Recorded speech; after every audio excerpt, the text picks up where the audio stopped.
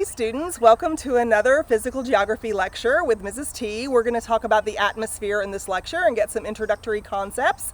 And there's going to be several sets of lessons between now and midterm where we talk about the atmosphere. So this is the first of many conversations we will have, the first of many curated lessons that you will watch as part of the content for our reflection journal and quiz, and also unit assignments that's coming up at the end of every 4 sets of lessons. So anyway, let's get into it. This is chapter 3 in our textbook, and we're going to talk about, wrong side, we're going to talk about the atmosphere, which is generally referred to as the air above us. In general, when you think about the airspace, we're talking about the atmosphere, but of course, it's not that simple. We divide the atmosphere up. The atmosphere is divided up. We have measured the division in the atmosphere, and we have different strata in the atmosphere that the next curated video is going to describe for you. But in general, in this conversation, this introductory lecture, I simply want to talk about the weight of the atmosphere, the concept of air, and the gases that are made up or that compose the atmospheric gases. They have weight, they have mass. One of the links in our lesson folder is to the periodic table of elements, and at the top of the periodic table of elements are where you'll find most of the gases that appear in our atmosphere. And so we're going to talk about that in this lecture. Okay, so so from sea level all the way up into outer space, you can think of as the atmosphere. However, there are different levels of pressure. There's different weight really on us and different density, different air density as you move from sea level up into past the stratosphere and above in the different layers that you'll learn about in the next lesson. And so these different gases have different weights and they put pressure on us. And so some of the things that we will be talking about in future, more detailed conversations about the atmosphere are things like pressure changes, where we use those ISO lines, ISO bars in particular, that we learned about in chapter 1, I think it was. We learned about pressure differentials. You maybe have heard weather reports where it says a high pressure system or a low pressure system. In hurricane season, they talk about the millibars of, the low millibars in the eye of the hurricane, because the lower the pressure, the more forceful the cyclone is going to be. And so these kinds of pressure systems come from variations in gases and circulation of those gases within the atmospheric space. It's the vorticity and the viscosity of the atmosphere at the time. And so one of the things that I want you to do is look at that, open your book to chapter 3 and look at the first few sections. There are some graphics that show you the composition, nitrogen and oxygen, argon, the different kinds of percentages that we typically find in our atmosphere. And I want you to look at the weight that those things have in the periodic table that is linked, and particularly pay attention to the sections on the ozone layer, for instance, so you see how many molecules of these gases are potentially part of these different regions of our atmosphere. And also water vapor, the humidity in our air. We don't think of water as a gas, but the humidity in our air is a gas that actually affects the density of our atmosphere quite a lot.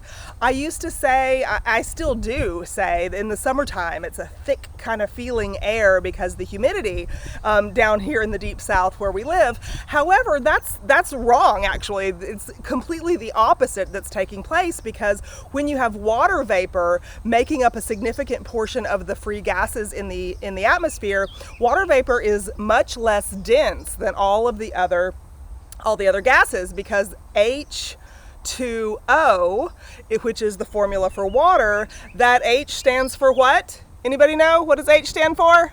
Ask your mother. What does H stand for? Hydrogen. What is the first element on the periodic table? You tell me. Look at it. How are the periodic table of elements organized from lightest to heaviest? And so if you have water vapor in the in the atmosphere, which is what that humidity is in the summertime, that means that the air is less dense. If you are interested in aviation, for instance, you will have pilots tell you, oh yeah, that's not the easy time of year to fly because you have to, you can't bear as much weight. The air won't carry as much weight. You have to have a lighter payload to take off, for instance. The air is not as stable because you have that variable density in the air and the uplift, etc. A lot of the things that we're going to talk about and study in these next few lessons together. So the atmosphere puts pressure on the earth. It actually has weight. Yes, gravity holds us down, but there's actually weight from the atmosphere that we don't feel, we can't tell. Maybe, some people will say, oh, it's a bad hair day. You should look at the variable atmospheric pressure that day to see if it has anything to do with it, if you've ever felt that you had a bad hair day, for instance. But there's pressure and weight because each of these elements that are the gases in the atmosphere, they have a different atomic weight, a mass that puts pressure. And if any of you are scuba divers, for instance, we use the word atmosphere for the amount of pressure the human body can or can't take. And we have to even off-gas our body if we're coming up from a very low, a very deep dive, for instance. Any scuba divers out there, put in the discussion board how many feet underwater is another atmosphere's worth of pressure on our bodies. If you're a diver, you already know. If you're not a diver, you can easily look that up and share that in the discussion board so we can get a conversation going. Maybe some of you have been on some dives before, maybe several atmospheres worth of pressure on your body, and what did you have to do before coming back up. And it's about the gas composition in our cells. It's about what can we put in our scuba tanks.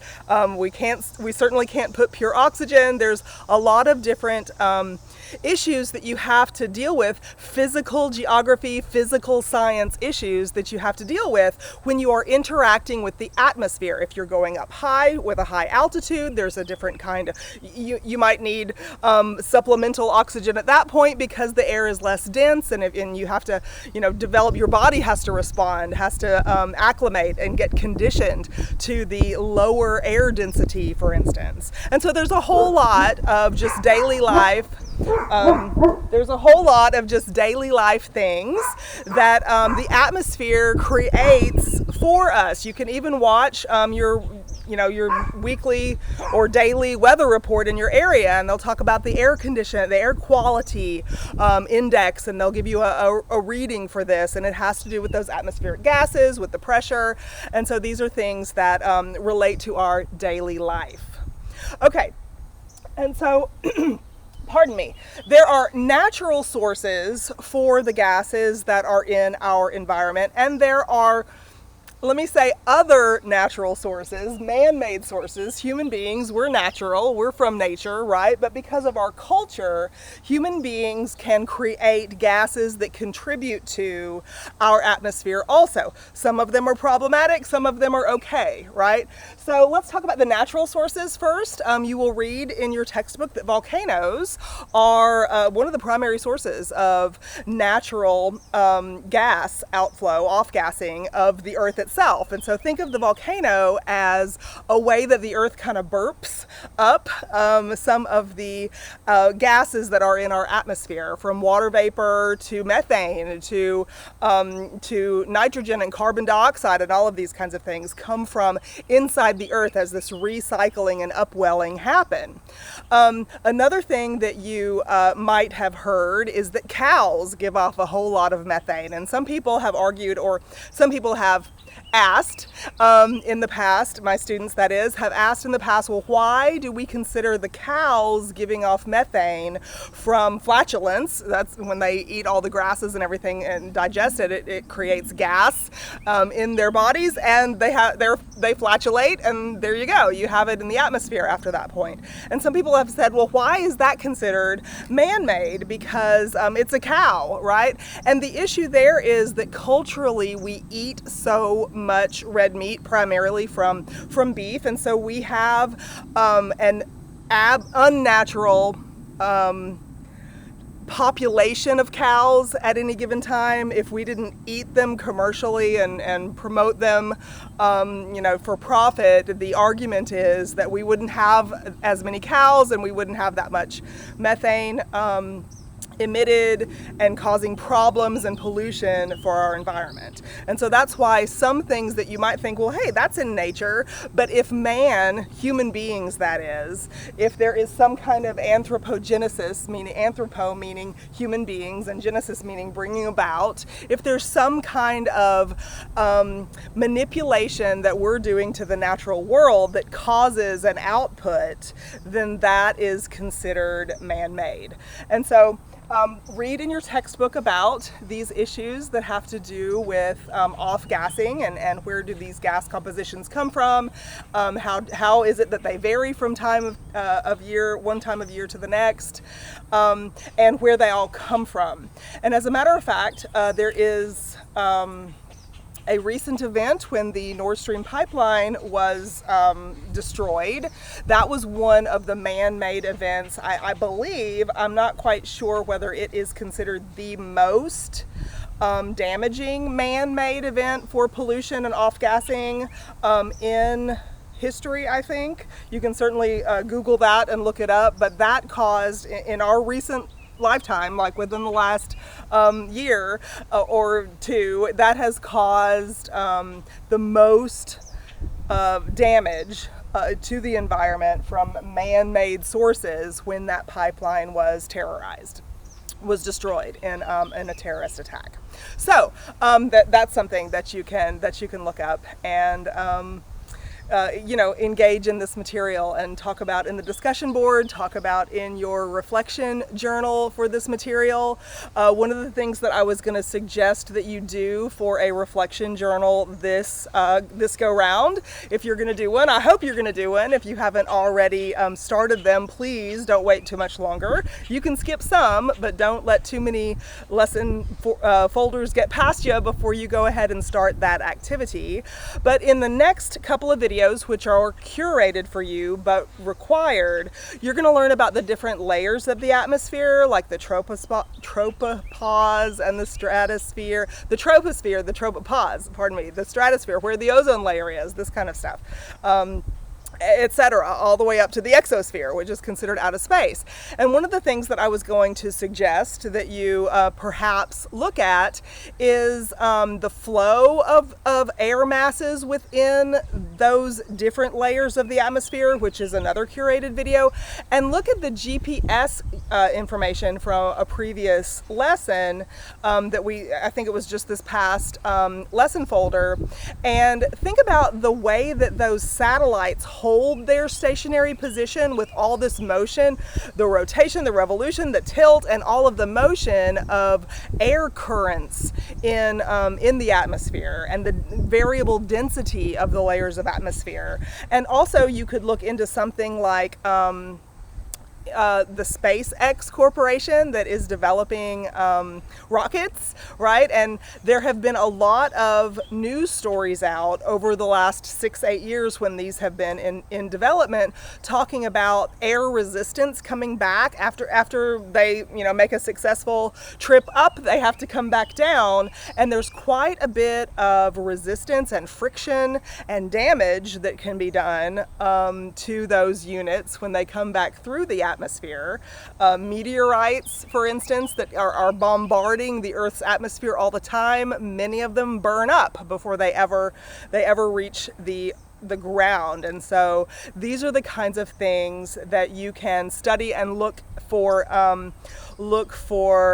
real life current events that have to do with the atmosphere. It's not some static topic that we are talking about. There's all sorts of news events, movie topics, and jobs that are available in the world that has to do with knowledge in this area. Okay, so the next few videos that we're going to have are curated from other YouTube sources because the graphics are so good. I used to, even before the dry erase boards, I would go into the classroom at UALR years ago with my different colored chalk on a chalkboard, and my hair wasn't gray, and I used to draw stuff and use an overhead projector. But these days, with all the animations and everybody's got all these videos on YouTube and National Geographic and such as that, I won't put you through my chalkboard drawings and my overhead transparency slides that I still have a drawer full of, but we're going to look at those online animations instead. So please text me with questions, and I'll see you in the next video. Bye.